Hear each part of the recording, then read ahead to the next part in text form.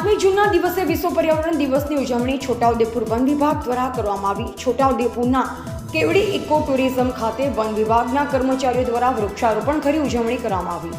Forest વિભાગ તરફથી છોટાઉદેપુર જિલ્લાના સમગ્ર નાગરિકોને શુભકામના પાઠવવામાં આવી અને કોઈપણ ધાર્મિક પ્રસંગે વૃક્ષ વાવવા અપીલ કરવામાં આવી। છોટાઉદેપુરના સાંસદ જસુભાઈ રાઠવાએ પણ જિલ્લાવાસીઓને વિશ્વ પર્યાવરણ દિવસની શુભેચ્છા પાઠવી અને વધુમાં જણાવ્યું હતું કે વૃક્ષો વાવો, પર્યાવરણ બચાવો તેમ જણાવાયું। આજે વિશ્વ પર્યાવરણ દિવસ નિમિત્તે હું સમગ્ર દેશવાસીઓને શુભેચ્છા પાઠવું છું અને પ્રકૃતિને જાળવવા માટે અપીલ પણ કરું છું। અને આજે અમે લોકો પણ માન્ય મુકેશભાઈ, જિલ્લા પંચાયતના કારોબારી અધ્યક્ષ શર્મિલાબેન, તાલુકા પંચાયત પ્રમુખ કલ્પનાબેન, આ વિસ્તારના રેન્જ ફોરેસ્ટ ઓફિસર શ્રી એનસીભાઈ, ફોરેસ્ટરશ્રીઓ આદિને શર્મિલાબેન સૌ ઉપસ્થિત રહીને વૃક્ષારોપણ કર્યું। અને સૌને હું અપીલ પણ કરું છું કે આપ પણ દર વર્ષે એક વૃક્ષ વાવો અને આ પ્રકૃતિનું, આ સંસ્કૃતિનું જતન કરો। વંદે માતરમ, ભારત માતા કી જય।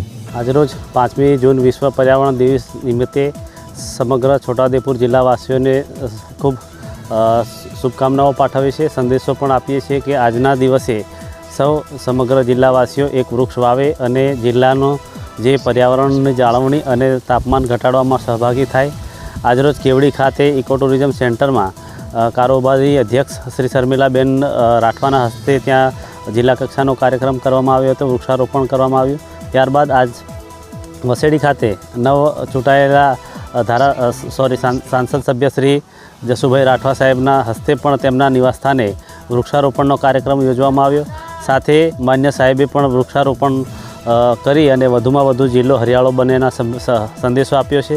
અને સમગ્ર જિલ્લાવાસીઓ આ વૃક્ષારોપણના દિવસે, પર્યાવરણ દિવસે ખૂબ નેમ લે અને દરેક પોતાના જન્મદિવસ નિમિત્તે, એનિવર્સરી નિમિત્તે કે અન્ય કોઈ પણ પ્રસંગોમાં એક વૃક્ષ જરૂર વાવે અને પૃથ્વીનું તાપમાન ઘટાડવામાં સહભાગી બને એવો સંદેશો આપીએ છીએ।